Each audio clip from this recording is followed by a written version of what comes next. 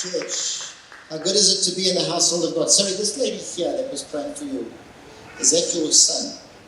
So I just felt over you while you were standing over there, like literally there's a cry of your heart, and almost as Hannah, there was a cry in her heart with Samuel for the purposes of God over your son's life. I just feel that there's a real cry in your heart over his life, and it's almost like your cries for his destiny and your cries for his purpose and for the things that we have for his life, and it's almost like there's stuff that you see from the past and it's not going to repeat itself in the future over your child, but your child's going to step into a destiny and it's going to step into a purpose, and it's like Samuel will step into that destiny and that purpose. It's going to be something that God's ordained and something that God's got for your life, and you just continue to stand and you continue to believe because God's going to do it through your child. Church, how awesome is God? How awesome is God? So this morning I've got a word for the church. I just briefly, just to bring you up to speed in terms of our lives for the popes. We've been on a bit of a roller coaster ourselves.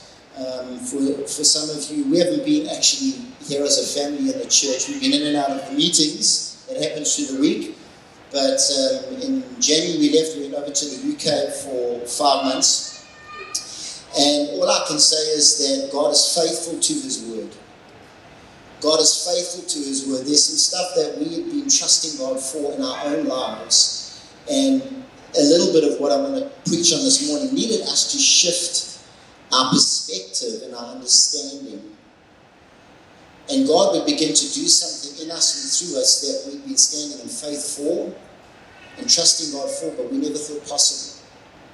But we remain constantly as a family in a position of faith, constantly believing God, though I don't see it, yet will I trust you. God, though I don't understand it, yet will I trust you. God, I don't fully perceive what that looks like, yet will I trust you for what you have for my life. And as we went to the UK, we saw God do things. I mean, if we could have a cup of coffee, I'd have a cup of coffee with all of you right now. You'd literally go, wow, how awesome is God. How amazing is our God. So we've come back, and in June we came back to South Africa, and we've taken over as location pastors down south. For those of you that don't know, we're running the South Coast campus, and we're excited for what God's got for this church, for that campus, for our lives, because God is working, church. Do you believe that? God is working, God is moving. He has not stopped working, He has not stopped moving, He's not stopped working in your life. He is not. We put our finger on the pause button, we put our finger on the snooze button, the alarm goes off, and God's trying to awaken us to what He sees, trying to awaken us to His perspective. He's trying to awaken us, but we just sometimes, because of things in our own lives, we want to just put the finger on the snooze button and go back to sleep again. God said, church, take your finger off that snooze button. Take your finger off the snooze button. The title of my sermon is Fly. Fly, but when you fly, you're going to get some fresh perspectives. You're going to see things that you didn't see before. You're going to know things that you didn't know before. You're going to want things that you didn't want before. We were we were praying over a chat earlier, and so I know that at the moment we're coming into Rosh Hashanah, which is the new year as such on the Jewish calendar. The Gregorian calendar, we got it all wrong, but in terms of the Jewish calendar, they clearly got it right. But we're going into some new things in God. And I want to declare today over your life and my life that it's not just about God doing something new. So many times we're waiting for God to do something. God, when you bring the breakthrough. God, when you do the something. God, when you get rid of, when you get rid of the ANC government and we can bring in a godly government, then everything will be all right. God, when you get rid of Donald Trump and you bring in somebody else, it will all be all right. What about God, when you change my perspective in the way that I see what you're doing right now, I'll look at things differently and I will see your hand in what's happening. God, would you change the way I look at South Africa? God, would you change the way I look at my finances? God, would you change my heart pertaining to my neighbor? God, would you change my perspective? Because then I'm going to see God. I'm going to see what God says, not necessarily just what's happening. You see, because when I just see what's happening, I get pulled down to a lower level. I love that. Who was that guy? Who was speaking about that concept? Grant, don't you want to come here quickly? You know, you can stay on the bottom. But you know what that thing is? If I grab Grant now, who's got the advantage? Grant's going to, and I'm waging a warfare and I've got a big gun, it's a different story. But who's got the advantage? And the enemy constantly wants to pull us down to a lower perspective, to a lower level, and we're constantly fighting. And I've got to say, God, I'm not going to see things that way anymore. Thanks, G. I'm not going to see things. I'm not going to be brought down to that level anymore. I'm going to start to see things from a different perspective. And me being able to see things from a different, but I don't know about you, but I've tried to G myself up into, come on, John, start to speak all over the country. Come on, John. I've got to come back to saying, God, stir my heart to see things the way you see it, because all I see is the natural. But when I start to see things from your perspective, I start to see things that I don't see around me. You see, I start to see potential. I start to see hope. I start to see a future. I start to see what God sees. In my own life, if all I ever see is my difficulty, if all I ever see is my limitation, if all I ever see, that will be the determining factor. In maths, it will be the common denominator. Let our common denominator not be the limitation of our perspective. Let our common denominator be the limitation of what he sees, church. What does he see? Because if I can see what he sees, I can begin to do what he's asking me to do. Let me say that again. If I can see what he sees, you and I can start to begin to do what he's called us to do. Then the things that want to pull us down, the things that want to constantly bring us down to its level, become something that I can scoff at. See, the Bible says this, God scoffs at your enemies. So what's your enemy? Anxiety, fear, limitation, restriction.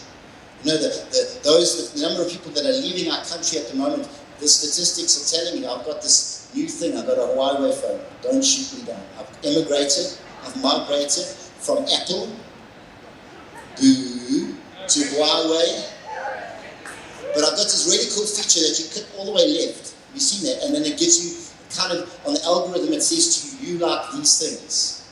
I've seen that you've liked them. For me, it's like a lot of rugby stuff keeps coming up.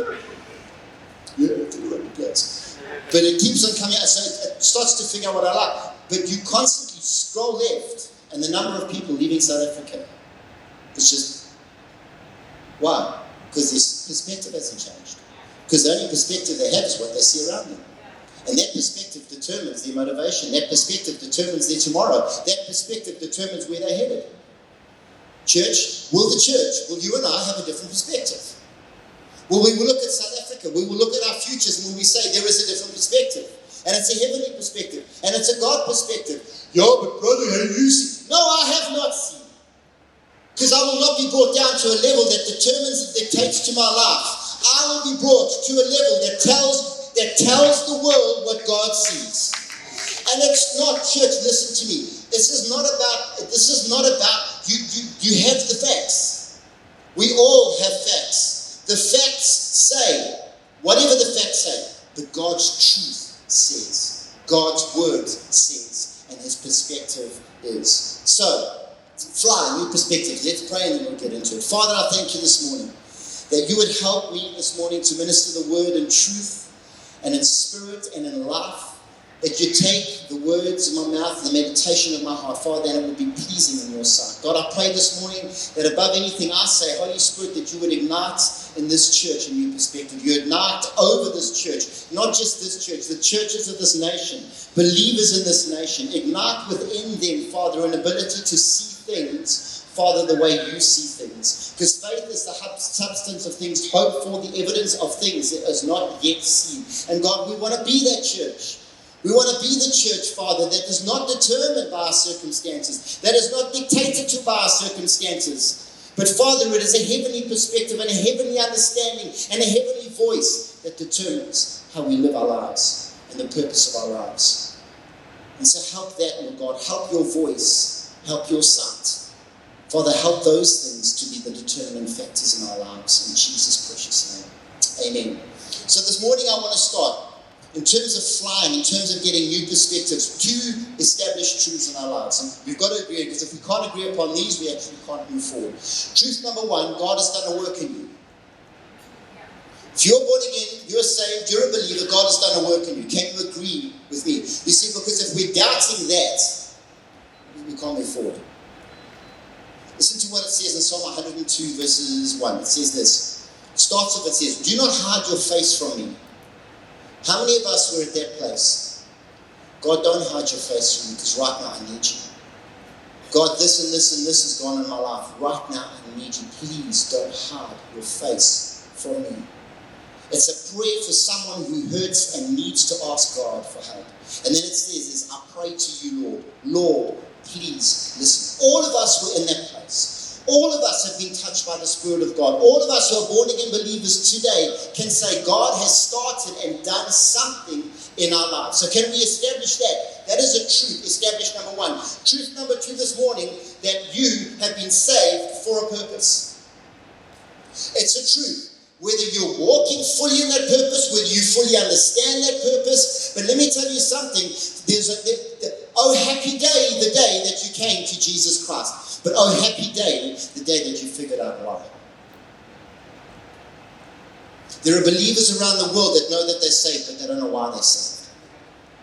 You're saved for a purpose. You see, when God created Adam and Eve, what did he do? He saved Adam and Eve for intimacy. And then what did he say?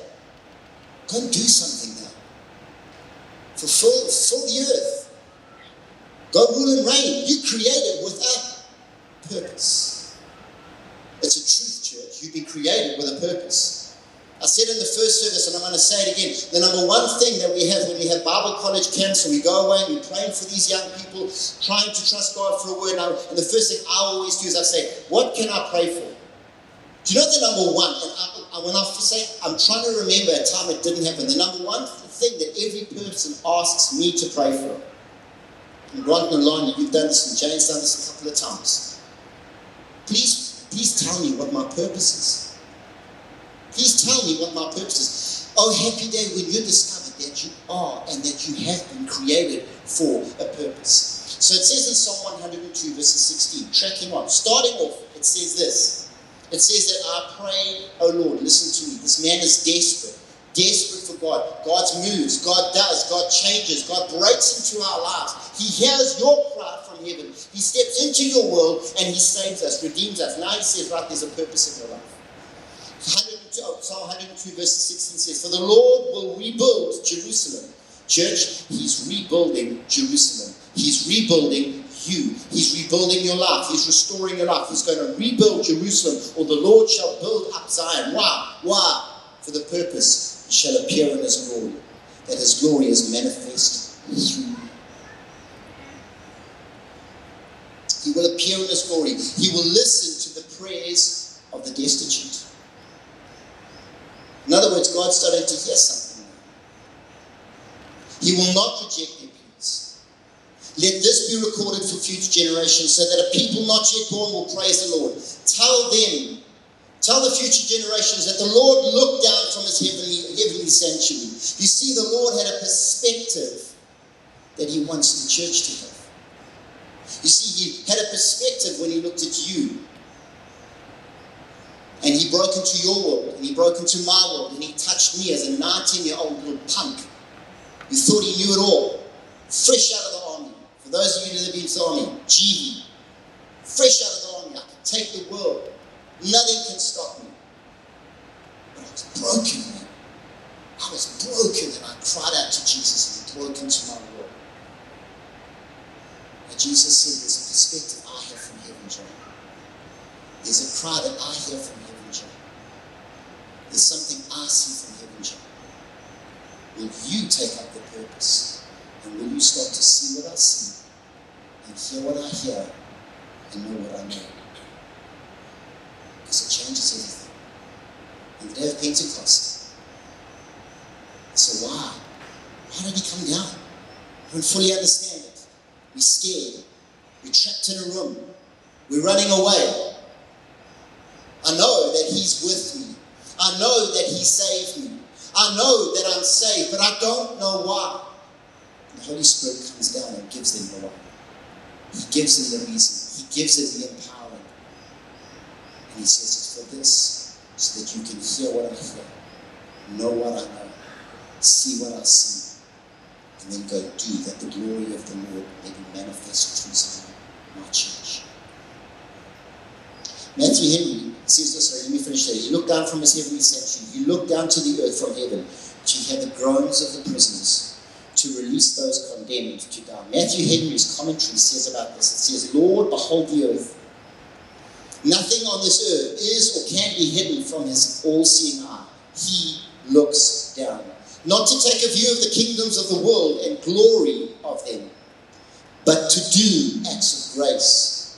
To hear the groaning of the prisoners, which we desire to be out of their cries. We desire, I don't want to hear their cries. I don't want to hear your problems. I don't want to hear a broken world's issues. I just want South Africa to be fixed in a moment. I just want everything to be all right. Don't we, church? I don't want to hear what God hears. I don't want to know what God knows. I don't want to see, because it's too much for us to carry as the church. But he says, I want to give you my heart, church. I want you to see things the way I see. You can't handle what I see. You can't contain it. But when I start to give you a glimpse, when you start to see and to taste, to know, your heart's got to be broken for someone else. Because when your perspective changes, your motivation begins to change.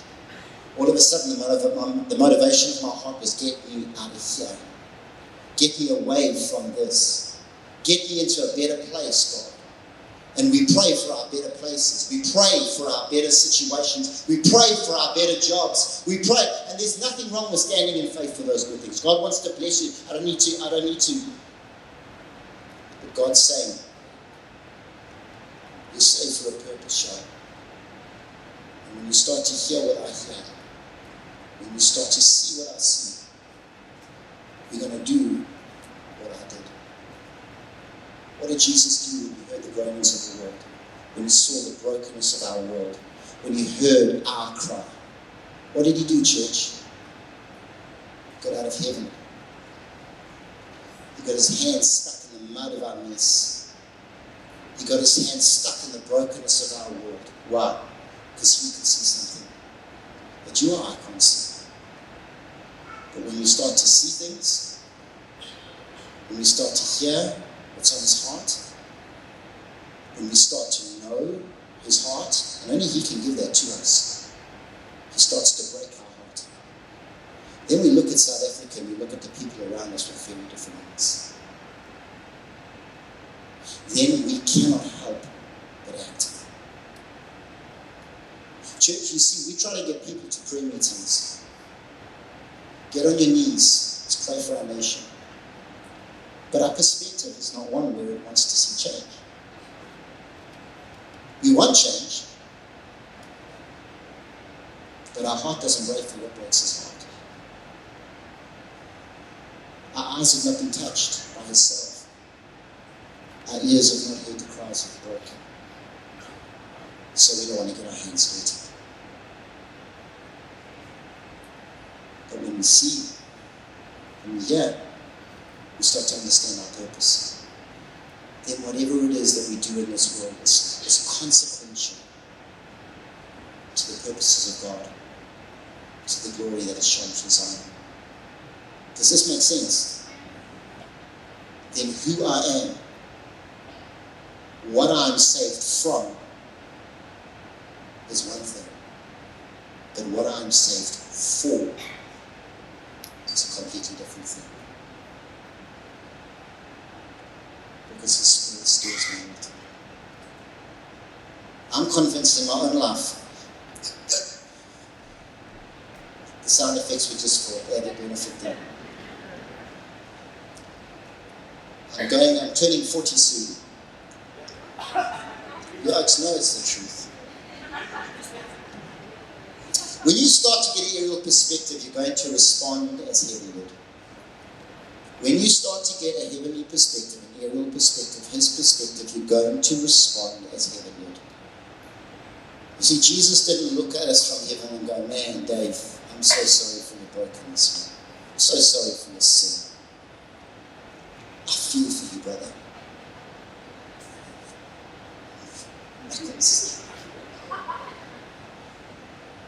Sometimes this church, I don't know, maybe we can be a little bit like that. I'm sorry that you're broken. I'm sorry that you're hurting.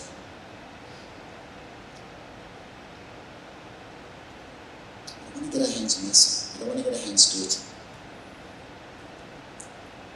And we remain down here. We remain down here, church. And the Holy Spirit comes and begins to breathe, and we begin to allow him to breathe. So God, give me your perspective. Everything changes. Your healing, your growth, and your restoration is a purpose. To create a platform in your life that Christ can see through you, build with you, and then act through you. Those are two truths that I'm not prepared to argue with. You're saved, you're born again.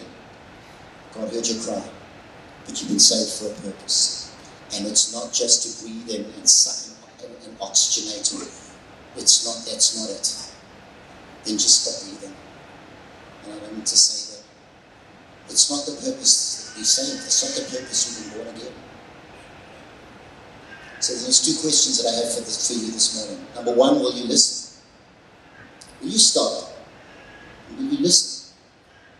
Will you stop and hear what the Spirit of God wants to tell you? Exodus 3 verses 7 says this. The Lord said, speaks to Moses. Conversation happens, speaking out of a bush. The Lord said, I have certainly seen the affliction of my people who are in Egypt. Church, I have seen the affliction of the world. And I have heard their cry, as I did every single one of you here this morning, caused by their slave masters. And guess what? I really do understand. God, but you don't understand what I'm going through. No, John, I really do understand. Because guess what? Right now, John, you can't see what I see. You can't see those people that are getting put in containers and getting exported to another nation. You can't see that, John. Your heart doesn't break. You see, I hear their cries. I hear them as they're struggling to breathe for oxygen in those containers. Young 13-year-old girls. You don't see that, John, but guess what I do? And I'm not expecting you to see that, John. But when your heart becomes motivated with my heart, you don't have to see those things. But you'll start to see what my heart sees and hear what my heart feels. And then the motivation of your heart will change altogether. The next verse is this.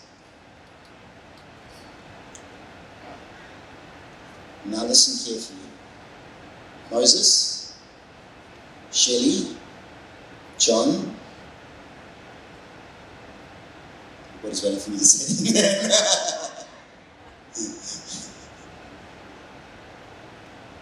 Mark. Now listen carefully. Listen carefully to what I'm going to say, but will you listen? Because I'm hearing something and I'm seeing something, and you're not. Will you allow me to change your perspective? Because when you change your perspective, you're going to start to see. You see, this whole conversation is getting Moses ready to go before Pharaoh. It's getting Moses ready to stand before the one who, with literally not even a click of a finger, literally raise of a scepter, a wink of an eye, or whatever, could have been killed in an instant. Just like that. And guess what? He killed an Egyptian soldier. So going back, it was literally that. God, do you know when I go back what awaits me? Yeah. I'm not going to get into that argument. But God, you know the limitation and the restriction. I stutter. God, you know that this can't happen and that can't happen. And I'm not even going to get into that, Moses. Guess what? Because until you can see what I can see and you can hear what I can hear, you're not going to want to go back. But when you start to see what I see, when you start to hear what I hear, it's going to change your perspective, Moses. Pull that scripture up again. Now listen carefully. The cry of the Israelites have come to my attention. Now will you hear what I can hear? How about how severely the Egyptians have been oppressing them? As they move further. So do what? So go. So go. So go, church. I'm sending you to Pharaoh. Bring my people, the Israelites, out of Egypt. Go and do something. You see, I've looked and I've seen and I've heard and my heart has been stirred. And guess what? Guess who I've chosen? You're going. But you're not going to want to go in your own strength and your own ability and your own gifting or talent or lack thereof. Guess what? I'm sending you because you can hear what I can hear and you can see what I can see. And it's going to stir your heart so much. It's like the disciples. Because they had seen what God could see and heard what God could hear, they had His heart. The Holy Spirit had breathed inside of them. They were saying, when they said to Him, well, do you want to die? Yeah, I don't care. Well, I've seen too much. I've heard too much. You can't hear the cries of the broken, but I can. Well, the Holy Spirit speaks it into my heart all the time. I see when I walk out into the streets, I look at things and see things you don't see. That's why you're stuck in this realm. But because I've allowed Him to speak to me, because I've allowed Him to stir my heart, I'm seeing things from His perspective. So when I look at South Africa, I'm not scared. When I look at South Africa, I'm not scared. Why? Because He's not scared. Yeah. Lawrence said earlier, greater is He that is in me. If He's great, where is He? In me. If He's in me, then great is He in you.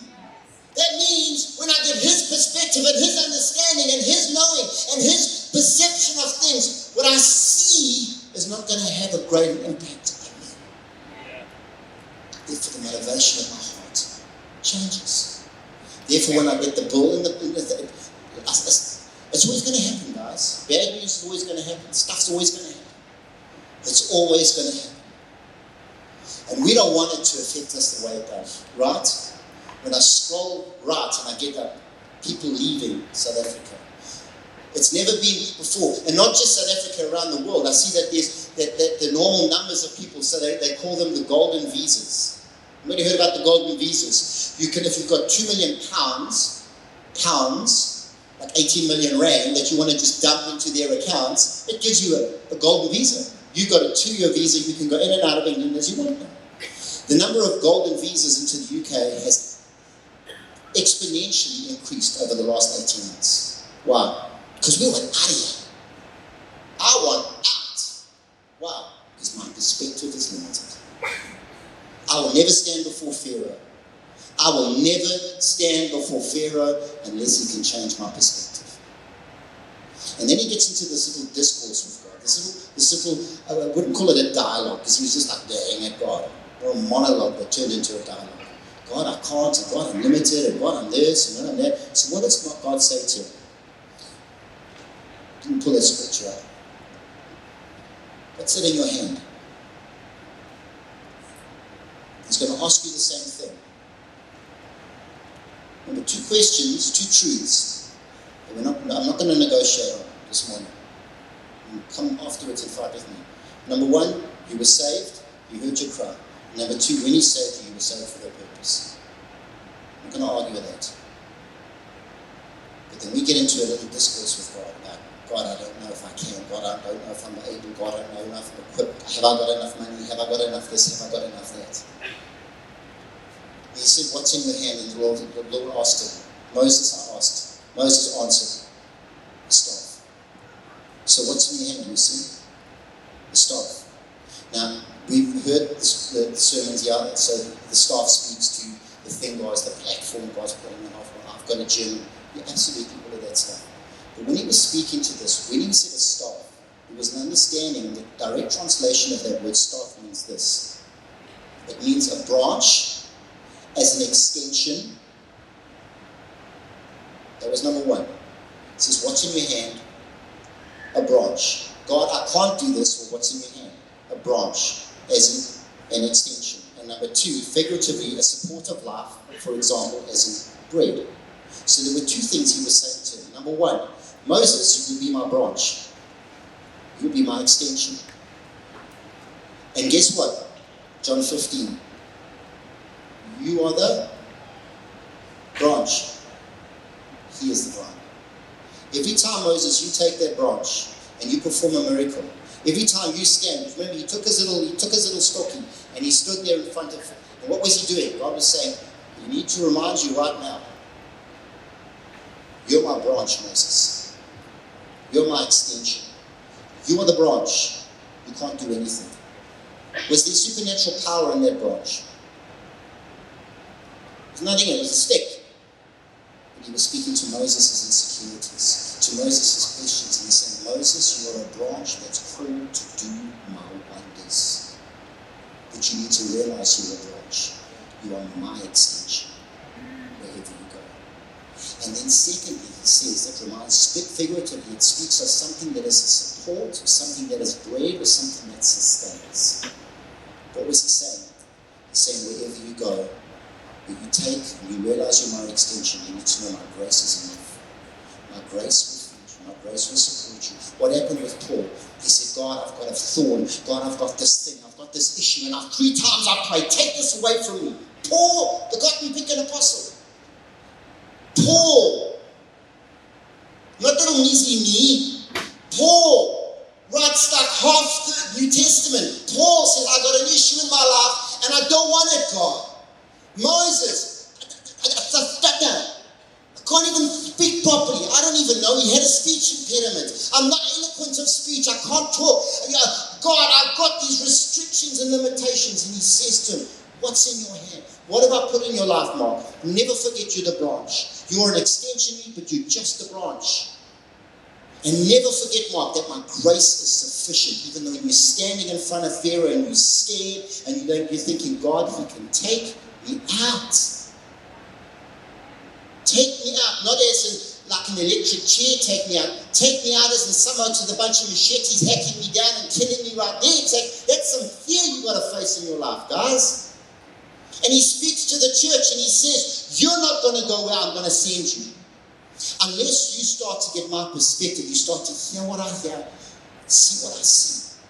I'm motivated by what I'm motivated. And then when you do that, you need to know that you're my extension, you're my branch, and that my grace is sufficient in your life to do everything when you listen. Church, stop. Listen. Listen. Listen to what he says. Listen to what the Spirit of God is saying. Not what News 24 says. I read News 24. It's not about like all of a sudden, I don't want to read News 24 because I'm too spiritual for News 24. It means, God, I'm reading News 24. And it's not looking all peachy right now. God, I see this bill and it's not looking all peachy. God, that situation is not looking all peachy. But your Spirit is enough in me. I am your branch. You are the vine. I get my sustenance from you. And your grace is enough. Church, His grace is enough. You are looking for something more. You are wanting God to do something more. You're wanting Him to... His grace is enough. Paul, my grace is sufficient. I'm not just going to take this thing and wipe it away. But God, why don't you? Because I'm God and I can. Yes, I need you to find my grace, John. I need you to find my grace. Because when you find my grace, when you realize that you're my extension and you draw it, I can take you to higher places.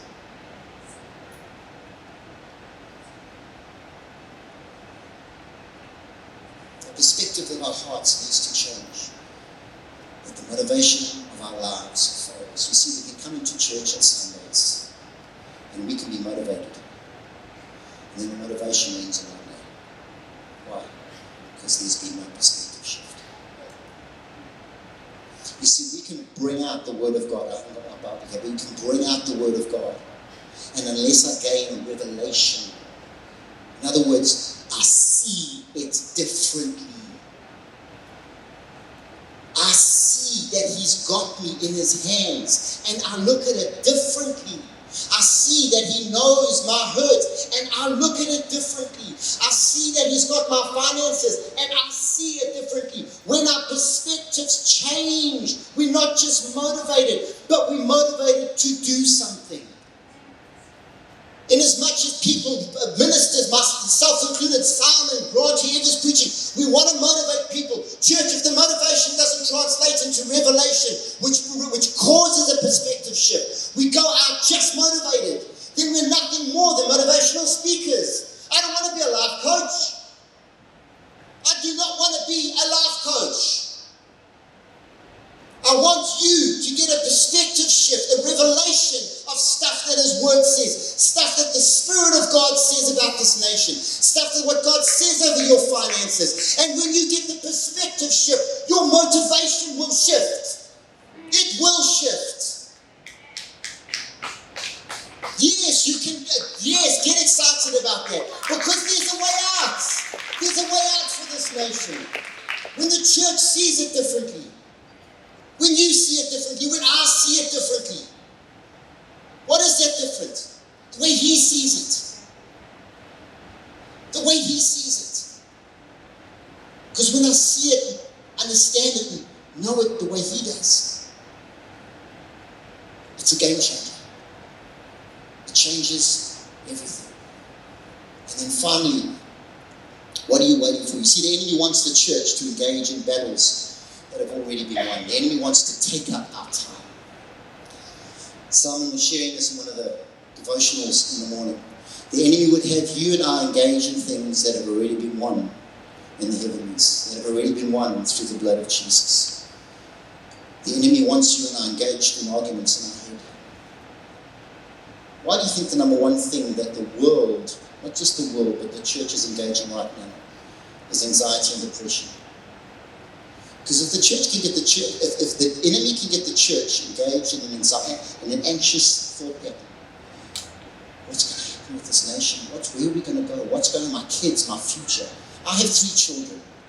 Okay, so I deal with it just as much as everybody else. 20, 18, and 10. But if I engage and allow that perspective to influence me to the extent that it wants to, that thing drags me down, I will never have a heavenly perspective, church. Then I'll want to leave, then I'll want to run.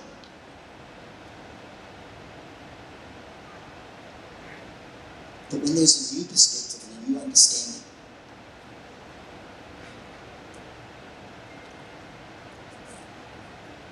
you see, so I was going back to that analogy. When Simon was speaking about that, he said the one thing the enemy will do is when he engages us in literally this ground warfare, literally the hard, tough yards. Have you seen any of those movies when Marines are attacking a hill or something and they feel like they're just getting defeated, but then what happens? What's the game changer? Probably was for it, sir. I just talked about some talk.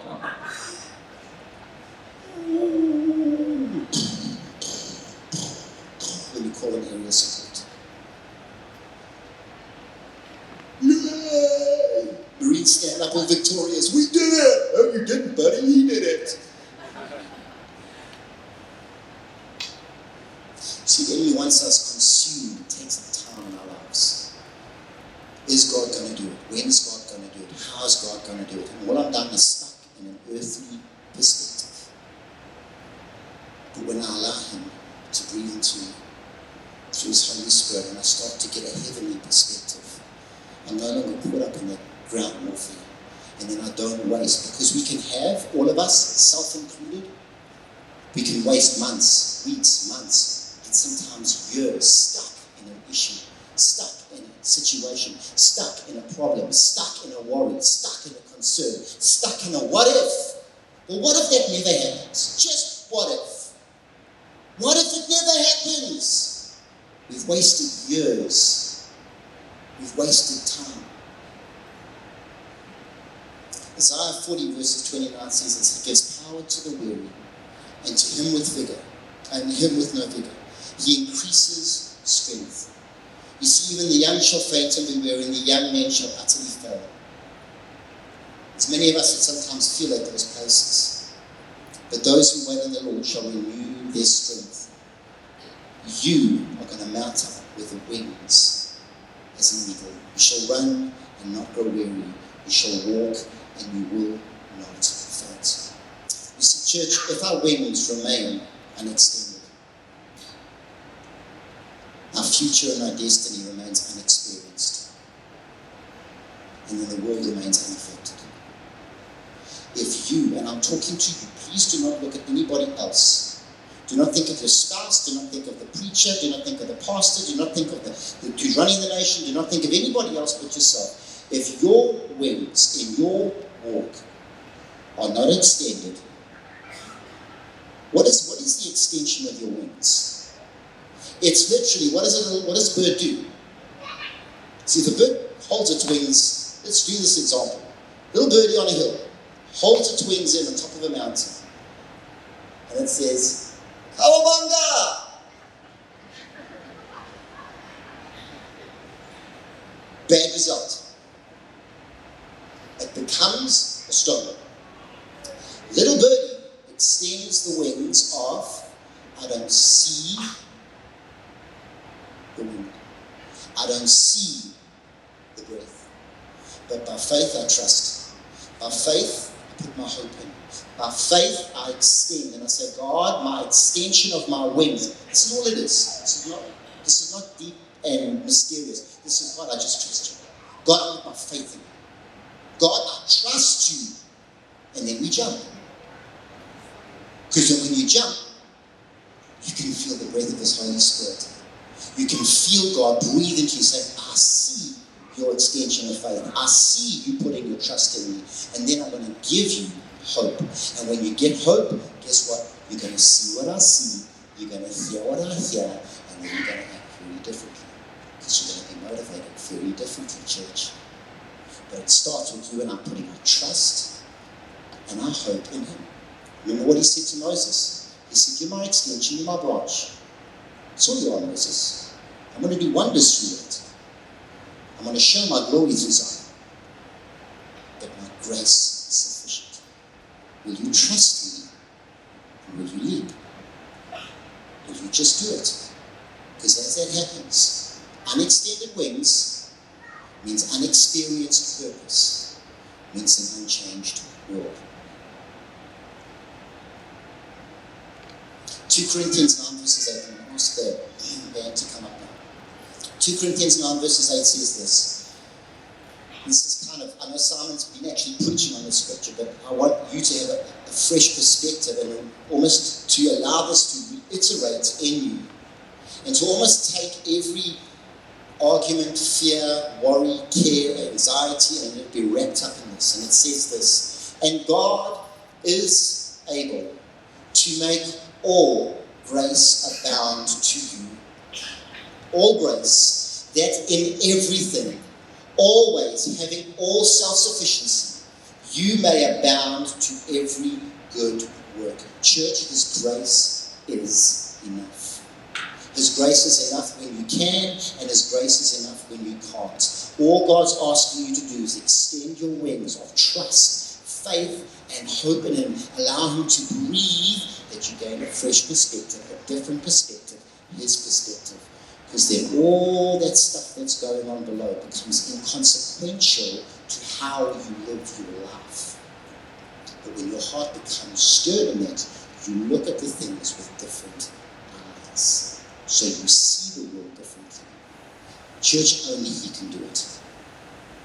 Only He can do it. I can stand, you can have, I'm telling you, you can have Stephen Furtick and T.D. Jakes, all the best teachers in the world, stand up here, minister, whatever to you. But if the Holy Spirit doesn't do it, it's just motivational speaking. Then everything that I say and everything that anybody else says is motivational speaking. Because He is the vine and I'm the branch. There's a song that I want to play from 2 minutes to 5:30, just to remind the sunrise. And I want to play this song. And it was when I was listening to the song, it's a song by Jason Upton.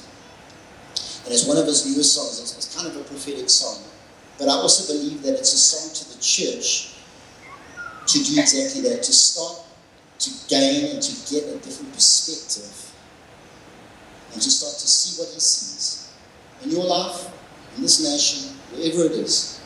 Hear what he hears and to know what he knows.